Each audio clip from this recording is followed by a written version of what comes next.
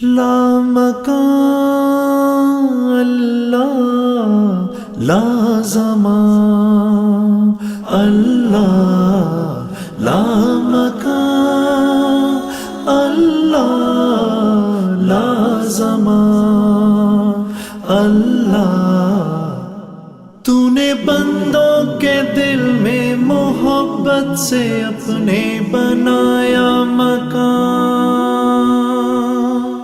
نور سے بھر دیے تو نے دل تو جو ہے لامکان۔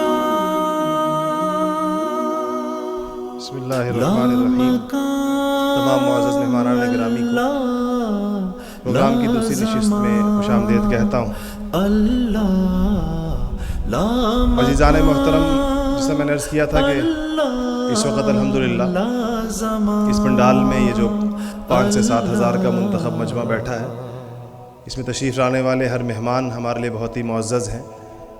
اس کے ساتھ ساتھ مختلف شعبہ ہائے زندگی سے کچھ منتخب لوگوں کو دعوت دی گئی ہے۔ اس دور کو نشر و اشاعت کا دور سمجھا جاتا ہے، اور شاید اس شعبے میں جو تیز رفتار ترقی ہوئی ہے اس کے نتیجے میں لوگوں تک اپنے پیغام پہنچانے کے جو نت نئے ذرائع آئے ہیں، اس نے جہاں بہت سی چیزیں آسان کی ہیں وہاں بہت سے معاملات کو پیچیدہ اور مشکل بھی کیا ہے۔ ہمارے ملک میں بھی صورتحال ایسے محسوس ہوتی ہے کہ اس کے مثبت پہلو کی بجائے اس کی منفی چیزیں زیادہ لوگوں تک پہنچ رہی ہیں، اور اس حوالے سے ایک انتشار، بے چینی اور سنسنی خیزی ہر طرف دکھائی دیتی ہے۔ اور اس وقت معاشرے میں جو صورتحال ہے اس کی ابتری کی ایک بڑی وجہ میڈیا کو قرار دیا جا رہا ہے۔ خاص طور پر ان حالیہ دنوں میں کچھ واقعات نے مزید اس تصور کی تائید کی ہے۔ میڈیا کی دنیا سے آج ایک بڑا معزز نام، جن کو 2 حوالوں سے ان کا تعارف کیا جاتا ہے، اور دونوں طرف وہ ان دونوں شعبوں میں ایک فرد فرید ہیں۔ ایک بڑے معروف بیوروکریٹ بھی ہیں اور ایک معروف صحافی اور کالم نگار بھی ہیں، بڑے شستہ، اچھے، شائستہ اور سنجیدہ خیالات رکھنے والے اور لوگوں تک پہنچانے والے۔ اور ایسا محسوس ہوتا ہے کہ اس دنیا میں جہاں پر افکار کا اور پریشان خیالات کا ایک جنگل ہے، ایک ہجوم ہے، وہاں پر ایک شخص ہاتھ میں چراغ لیے ہوئے کوئی حق بات، سچی بات اچھے طریقے سے کرنے والا اہل حق کا نمائندہ ان محاذوں پر موجود ہو۔ میں دعوت دوں گا جناب اوریا مقبول جان صاحب کو کہ تشریف لائیں، اپنے خیالات کا اظہار کریں۔ معروف صحافی، کالم نگار، بیوروکریٹ جناب اوریا مقبول جان صاحب۔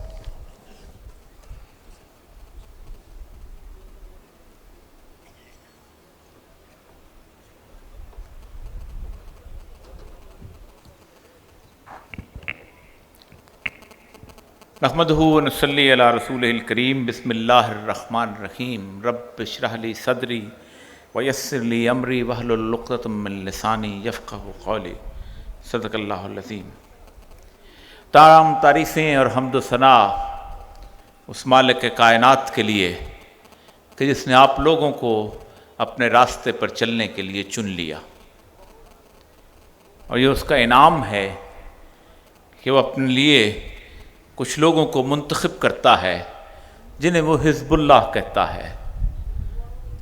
بڑے خوش بخت ہوتے ہیں وہ لوگ کہ جو اس کائنات کی جو 2 قومی نظریے کی تقسیم میرا اللہ کرتا ہے کہ ایک طرف حزب اللہ ہے اور دوسری طرف حزب الشیاطین، اس میں وہ اللہ کے دھڑے کے ساتھ ہیں۔ حضرات گرامی، جو موضوع مجھے دیا گیا ہے اس کو میں ایک کتاب الفتن کی اس حدیث سے شروع کروں گا جو سرکار دو عالم صلی اللہ علیہ وآلہ وسلم نے کہا تھا۔ آپ نے فرمایا کہ دجال کی آمد سے پہلے کے چند سال دھوکے اور فریب کے سال ہوں گے۔ میڈیا، جس کو آپ بہت خوبصورت سی چیز سمجھتے ہیں، یہ بہت عرصے سے انسان کا ایک المیہ بھی رہا ہے اور اس کی خوبصورتی بھی رہی ہے۔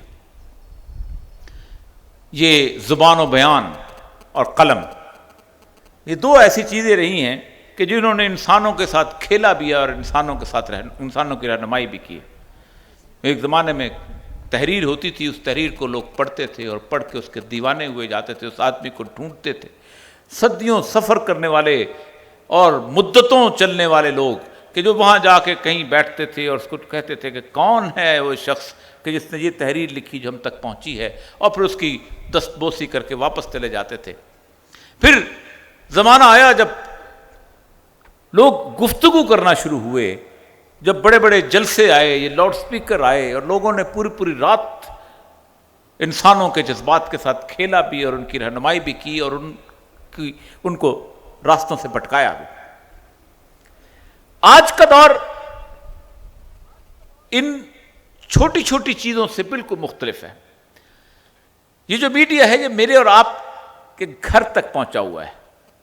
آپ صبح سویرے اٹھتے ہیں اور اس کے چائے کی کپ کے ساتھ اخبار پڑھتے ہیں، اور آپ گھر کے بیڈ روم میں بیٹھ کے اس میڈیا کو دیکھ رہے ہیں ایک فرد کی حیثیت سے۔ یہ کس وجہ سے ہے اور یہ کیوں ہے اور ایسا کیوں کیا گیا؟ میڈیا دو لوگوں کا ساتھی ہے، دو چیزوں کا ساتھی ہے۔ ایک کارپوریٹ کلچر کا ساتھی ہے اور ایک اس کی بنیاد پہ بنے ہوئے اس بینکنگ نظام کا ساتھی ہے۔ آپ کا پورا کارپوریٹ کلچر، جسے ہم سرمایہ دارانہ معیشت کہتے ہیں، جس کی کوئی اخلاقیات نہیں ہے، جو پیٹ اس کے ساتھ لگا ہوا ہے اور جس نے اتنا کمانا ہے کہ اس وقت 421 افراد دنیا میں ایسے ہیں کہ اگر ان کی دولت تقسیم کر دی جائے تو دنیا میں کوئی بھوکا نہ رہے، دنیا میں کوئی گھر ایسا نہ ہو جہاں صاف پانی میسر نہ ہو، دنیا میں کوئی گاؤں ایسا نہ ہو جہاں تعلیم میسر نہ ہو، کوئی جگہ ایسی نہ ہو جہاں اسپتال نہ ہو۔ 421 لوگ، اس لیے کہ ان 421 کو میڈیا کی سواری کے ذریعے کارپوریٹ کلچر نے اوپر لا کے کھڑا کیا ہے۔ آج سے 400 سال پہلے کبھی تیمور جاتا تھا سبزوار فتح کرنے، تو اس علاقے کے لوگ کہتے تھے کہ ہم تمہیں 5000 گھوڑے دیتے ہیں، ہم تمہارے فوجیوں کو ساز و سامان دیتے ہیں، ہم تمہیں خوراک کے گودام تمہارے ساتھ کر دیتے ہیں، جب تم سبزوار فتح کرو اور یا نیشا پور فتح کرو تو ہمارا بھی خیال رکھنا۔ جب سبزوار فتح کرتا تھا، نیشا پور فتح کرتا تھا، مشہد فتح کرتا تھا، اصفہان فتح کرتا تھا، پورے ایران میں حکومت ہوتی تھی، جس نے اس کو پیسے دیے ہوتے تھے، جس نے اس کو گھوڑے دیے ہوتے تھے، جس نے اس کو آدمی دیے ہوتے تھے، اس شخص کو کبھی سپہ سالار بنا دیتا تھا، 5000 منصب دے دیتا تھا، کسی کو گورنر بنا دیتا تھا، کوئی بہت اچھا پسند آیا جس نے بہت خدمت کی تو اس کو وزیر اعظم بنا دیتا تھا۔ یہ جب دنیا بدلی ہے تو ان سارے کے سارے لوگوں نے کہ جو دولت کے ذریعے سے، طاقت کے ذریعے سے، افرادی قوت کے ذریعے سے غلبے کیے ہوئے تھے، انہوں نے کہا اب تو دنیا کو ہم اس طرح کنٹرول نہیں کر سکتے، تو انہوں نے جمہوریت نام کی ایک چڑیا ایجاد کی جو ایک فرعون کا اختیار 400 فرعونوں کے درمیان تقسیم کرتی ہے۔ اس چڑیا کے اندر ان 400 فرعونوں کو کون سلیکٹ کرتا ہے؟ انہوں نے گھوڑے نہیں دیے، انہوں نے پارٹی فنڈنگ شروع کی، اور یہ پارٹی فنڈنگ کی صورتحال یہ ہے کہ 6.4 ارب ڈالر اوباما خرچ کرتا ہے تو جیتتا ہے، 4.5 ارب ڈالر بش خرچ کرتا ہے تو جیتتا ہے۔ اور جس وقت وہ یونیکال کا کارپوریٹ کلچر کا نمائندہ وہ جب کہتا ہے کہ طالبان نے میرے ایگریمنٹ پر سائن نہیں کیا تم ان پہ حملہ کیوں نہیں کرتے، تو عوام سے نہیں پوچھتا۔ یہ سب سے بودا فکرہ ہے کہ will of the parliament speaks, will of the people speaks in the parliament۔ کبھی کسی نے نہیں پوچھا will of the donor speaks in the parliament۔ جو پیسہ دیتا ہے اسی کی بات بولی جاتی ہے۔ اسی لیے اقبال نے کہا تھا ابلیس کی مجلس شورا کے اندر کہ ہم نے خود شاہی کو پہنایا ہے جمہوری لباس، جب کبھی آدم ہوا ہے خود شناس و خود نگر۔ یہی وہ صورت ہے کہ وہ کہتا ہے کہ گریز از طرز جمہوری غلام پختہ کار شو کہ از مغز 200 خر فکر انسانی نمی آئی۔ 200 گدوں کے دماغ سے انسانوں کی فکر نہیں پیدا ہو سکتی۔ اس کا شو پیس میڈیا ہے۔ اب اس میڈیا کو چلاتا کون ہے؟ کارپوریٹ کلچر چلاتا ہے۔ اس کارپوریٹ کلچر کی ایک ہی ڈیمانڈ ہے، صرف ایک ڈیمانڈ، کہ جو خواب واشنگٹن میں ایک بندہ دیکھتا ہے وہ خواب ٹنڈو محمد خان میں بھی دیکھے. جو لباس انگلینڈ میں کوئی بندہ پہنتا ہے وہ لباس میر پور خاص میں بھی پہنا جائے. اسی لیے وہ 3-4 چیزوں پر آپ کے اثر انداز ہوتا ہے. آپ کی تعلیم پر اثر انداز ہوتا ہے, آپ کے کلچر پر اثر انداز ہوتا ہے, آپ کے رہنے سہنے کے تمام معاملات پر اثر انداز ہوتا ہے. وہ سمجھتا یہ ہے کہ اس بر صغیر کے رہنے والے مسلمانوں کا ہیرو بھی جارج واشنگٹن ہو یا پھر الیگزینڈر ہو یا کوئی اور ہو, عمر بن خطاب نہیں ہونا چاہیے. جب تک آپ 15 روپے کا بند کباب چھوڑ کے 200-250 روپے کا برگر نہیں کھاتے, جب تک آپ قتلمہ چھوڑ کے 1750 روپے کا پیزا نہیں کھاتے, جب تک آپ 200 روپے کی شلوار جو ہے اس کو اپنے چھوڑ کے 3,500 کی جینز نہیں پہنتے, جب تک آپ پانی کے سادہ گلاس کی جگہ مشروبات کی بوتل رات کو ڈنر میں نہیں رکھتے, کارپوریٹ کلچر نہیں آگے بڑھتا. اور اگر کارپوریٹ کلچر آگے نہیں بڑھتا تو پھر میڈیا آگے نہیں بڑھتا, اور جب میڈیا آگے نہیں بڑھتا تو پھر آگے اس کے بعد اور صورتحال پیدا نہیں ہوتی. یہ میڈیا ان تینوں چیزوں کا اکٹھا ہے. پچھلے دنوں ایک بہت بڑے آدمی کہ کچھ جو میڈیا جو 37% میڈیا کا مالک ہے دنیا کے اندر, آج سے 15 سال پہلے تک 98% میڈیا جو تھا 112 کمپنیاں اس کی ملکیت تھیں. اس کے بعد انہوں نے خریدنا شروع کیا. آج اس وقت صرف 3 کمپنیاں جو ہیں وہ 97% میڈیا رکھتی ہیں. اس میں روپرٹ مرڈاک ایک واحد بندہ ہے جس کی دوسرے نمبر پہ کمپنی ہے, پہلی والٹ ڈزنی کی ہے. اس نے کہا 4 چیزیں میں نے اپنے لوگوں کو دی تھیں. نمبر 1 سب سے پہلی کہ اس ساری دنیا کا جو ہے اس کے اندر میوزک جو ہے اور اتنا تیز کر دو کہ لوگوں کو عام طور پر سوچنے سمجھنے کی صلاحیت ختم ہو جائے اور لوگ اس تیزی گفتاری کے اندر, اس رٹ کے اندر پڑ جائیں. دوسرا اس نے یہ کہا تھا کہ جو بھی کوئی معاشرہ ہے اس کے اندر کوئی نیچرل لیڈر جس کو لوگ پسند کرنے لگیں, جس سے محبت کرنے لگیں, اس کے کردار پہ انگلیاں اٹھاؤ. تیسرا اس نے کہا تھا کہ کانسپریسی تھیوریز پیدا کرو.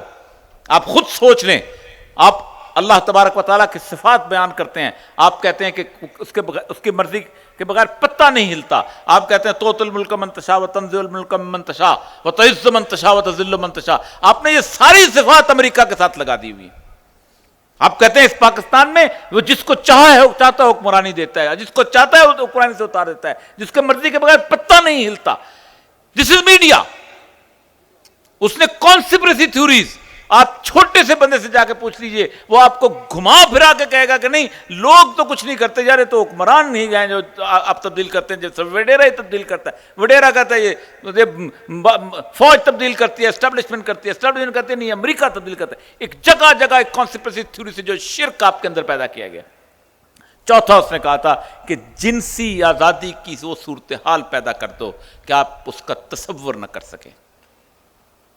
کبھی آج سے 25 سال پہلے کسی نے سوچا تھا کہ 5 بھائیوں کے درمیان ایک بہن بیٹھی ہو, اس کے ہاتھ میں موبائل ہو, اور وہ موبائل کے اوپر کسی اپنے دور دراز 200 میل دور بیٹھی دوست کے ساتھ ایک گندا لطیفہ شیئر بھی کرے اور اس سے آئے اور اس کو پڑھے بھی؟ کبھی کسی نے سوچا تھا؟ دس از میڈیا. آپ کے گھر میں گھسا ہوا ہے. اس کا مقابلہ کیسے ہو سکتا ہے؟ سب سے بڑا سوال مجھ سے لوگ کرتے ہیں اس کا مقابلہ کیسے ہو سکتا ہے. اس کا مقابلہ اسی کے ہتھیار سے ہوتا ہے. یہ پیٹ کا کتا ہے. میں نے گزشتہ دنوں ایک جگہ کھڑے ہوئے مجھے کسی کا مقابلہ کیسے ہوتا ہے, میں نے کہا پچھلے دنوں میڈیا نے سروے کروایا, اسی کارپوریٹ کلچر نے سروے کروایا کہ پاکستان میں کتنی عورتیں ہیں جو حجاب پہنتی ہیں. میں جب یونیورسٹی میں پڑھتا تھا تو بہت کم لوگ داڑھی رکھتے تھے. آج آپ کو اللہ کے فضل سے بہت لوگ داڑھی والے ملیں گے. آج یونیورسٹی میں آپ کو حجاب والی عورتیں زیادہ ملیں گی. میرے زمانے میں اکا دکا ہوتی تھی. 37% انہوں نے سروے کروایا کہ حجاب والی عورتیں پاکستان کے اندر حجاب پہنتی ہیں. حجاب کا شیمپو مارکیٹ میں آیا کہ نہیں, سنسلک کا پروڈکٹ بیچنا ہے اس نے.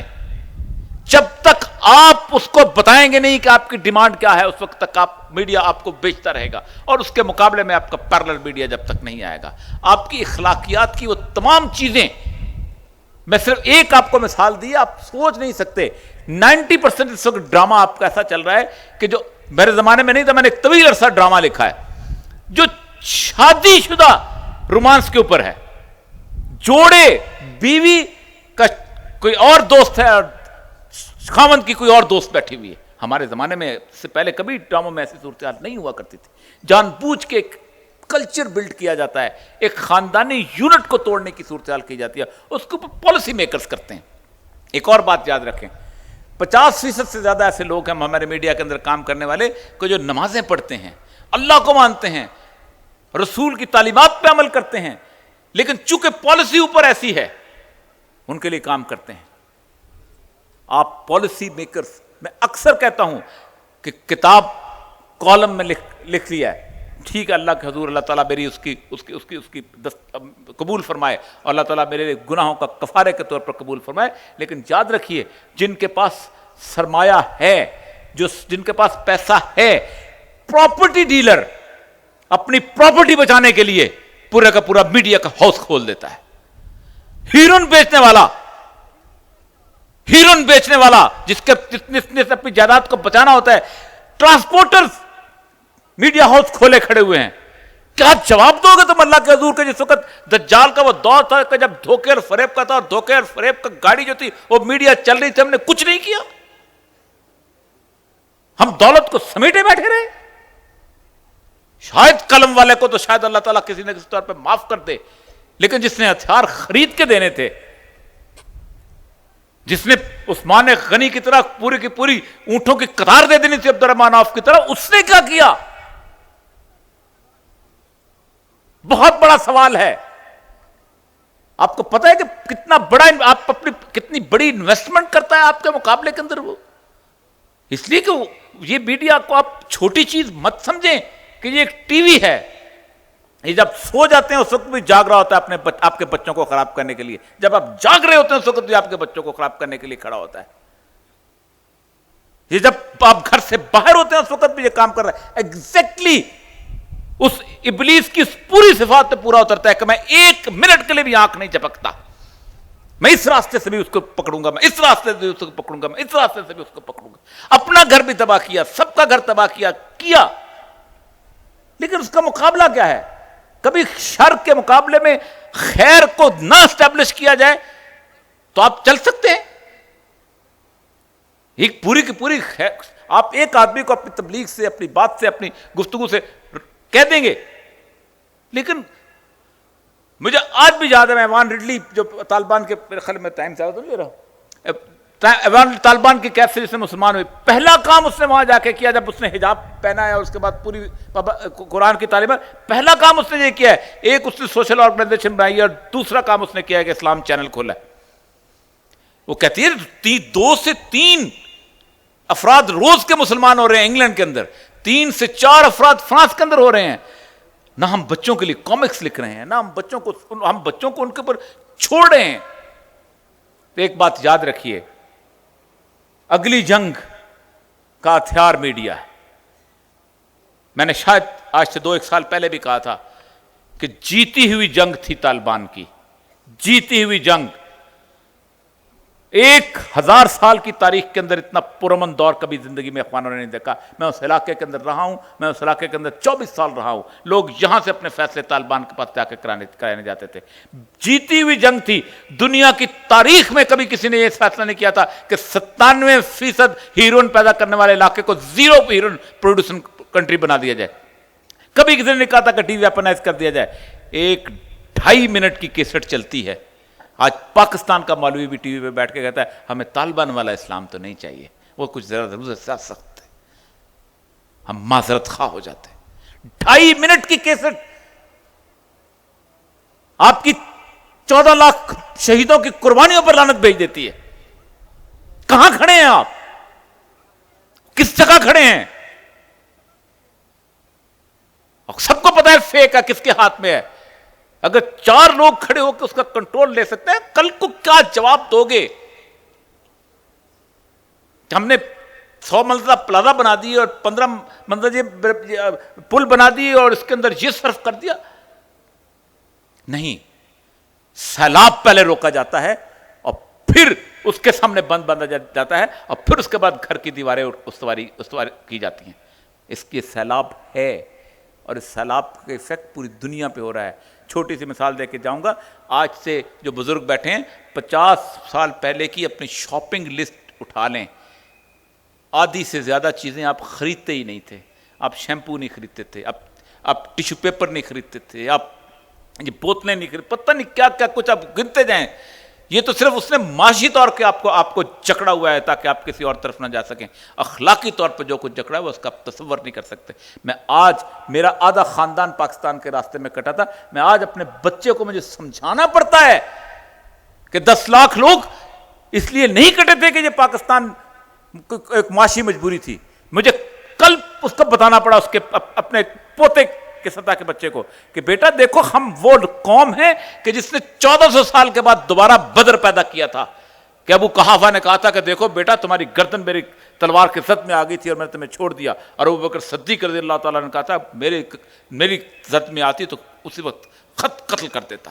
ہم نے کہا تھا میں محمد حسین چیمہ ہوں اور یہ ارجن داس چیمہ ہے. میرا دادا ایک تھا, میں ساگ ایک طرح کا کھاتا ہوں, میں بھنگڑا ایک طرح کا ڈالتا ہوں, میرے ہاں مہندی ایک طرح کی, لیکن یہ میرا بھائی نہیں ہے کوئی لا الہ الا اللہ محمد رسول اللہ نہیں پڑھتا کہتا. ہم نے کہا تھا یہ نذیر حسین انڑ ہے اور یہ گردن داس انڑ ہے, ہم اجرک بھی پہنتے ہیں, ہم الغوزہ بھی بجاتے ہیں, ہم سب کچھ کرتے ہیں, لیکن میرا بھائی نہیں ہے. ہم نے 10 لاکھ لوگ دفن کیے تھے اس جگہ پر. مجھے سمجھانا پڑتا ہے this is media, this is what going on with اس.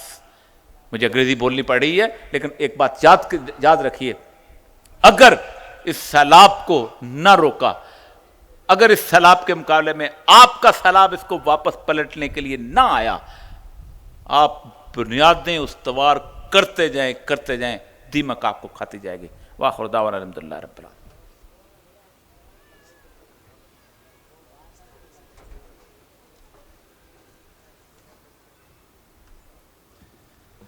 اور یا مقبول جان اپنے ایمان افروز خیالات کا اظہار کر رہے تھے. میں نے عرض کیا کہ ایک ایسا شخص جو ایک ایسے ماحول میں بیٹھا ہے جہاں 95% لوگوں کو اس کے خیالات سے اتفاق نہیں ہوتا, مگر وہاں بھی حق بات کہنے میں اس کو کوئی رکاوٹ نہیں, کوئی ممانعت نہیں. ایسے لوگ معاشرے میں بڑے کم ہیں, اور بدقسمتی سے ہمارا نظام تعلیم ایسے بہت سارے افراد پیدا کرنے میں قطعی ناکام ثابت ہوا ہے آج تک. ورنہ ہونا یہ چاہیے تھا کہ ہمارے یہاں ہر سطح پر جو لوگ ہیں ان کے خیالات ایسے ہی ہوں, ان کے ذہن ایسے ہی ہوں, خاص طور پر جو اونچی مسندوں پر جو لوگ بیٹھتے ہیں. ایسا رازق جو کیڑے کو پتھر میں بھی رزق دے, 7 پردوں میں ہیں جو چھپے راز تو جان لے. ہر جگہ سب کا ہے تو پاسباں, اللہ لا مکان اللہ